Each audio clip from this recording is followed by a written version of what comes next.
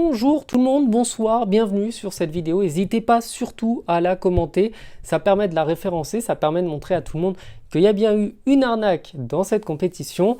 Donc en gros, si vous êtes là, j'imagine que vous avez dû regarder le match et j'imagine que vous avez dû hurler derrière votre écran, mais pour ceux qui ne l'ont pas vu, en gros, il y a la Kings League qui est en train de se jouer. C'est une compétition internationale avec des équipes qui ont mélangé des joueurs pros et des joueurs qui ne sont pas pros, histoire de faire juste une compétition super sympa. Il y a notamment du côté de l'équipe française Samir Nasri et Jérémy Ménez, avec aussi pas mal de gens liés au monde du foot sur YouTube, sur les réseaux sociaux, etc.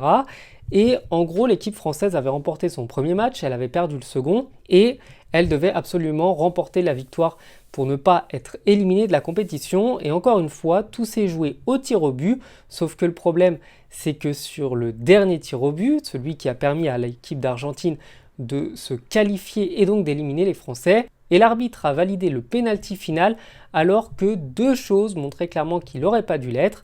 La première, c'est qu'apparemment, mais c'est vraiment compliqué pour le coup, je vous mets les images, le ballon aurait touché le plafond, aurait touché le plafond de la salle où se jouait le match. Mais ça, honnêtement, je vous remets encore les images au zoom, au ralenti, tout ce que vous voulez. Je ne vois pas à quel moment ça touche le plafond, il n'y a aucune image claire. Et même si les Français, je comprends qu'ils soient dégoûtés, répètent 1000 fois que ça touche le plafond, moi je suis français aussi, donc je suis tout autant dégoûté. Mais je ne vois pas à quel moment ça touche le plafond, je vois juste une balle qui monte très haut en l'air et il n'y a aucune image claire. Les gens avancent le fait qu'on voit la lumière qui bouge, etc. Mais concrètement, c'est pas parce que vous touchez quelque chose ou que vous ne le touchez pas que la lumière va bouger. Je vous donne un exemple tout bête.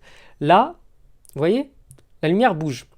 Je touche absolument pas mon spot. Et pourtant, regardez, oh, la lumière elle bouge, ça change. Je suis pas en train de toucher.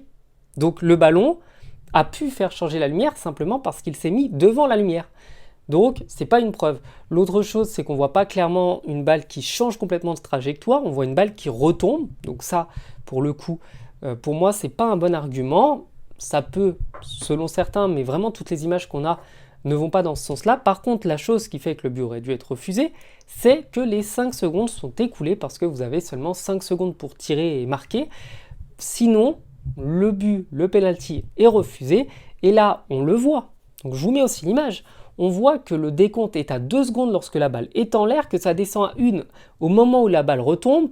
Et vous n'allez pas me dire que la balle, en une demi-seconde, elle a eu le temps de retomber, de rebondir, d'avancer et de rentrer. Non.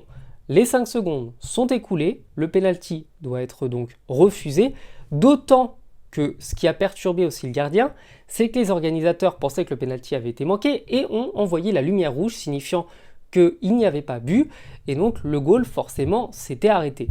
Donc concrètement ça fait 2-3 choses comme ça qui sont assez bizarres. Gérard Piqué a d'ailleurs dit que si quelqu'un lui apportait une seule preuve que le ballon touche le plafond, eh bien le match serait rejoué. Donc là, autant sur le coup du plafond, je suis pas certain que ça puisse être refusé sur ça. Le coup des 5 secondes, c'est évident que le temps était passé et donc le penalty doit être retiré.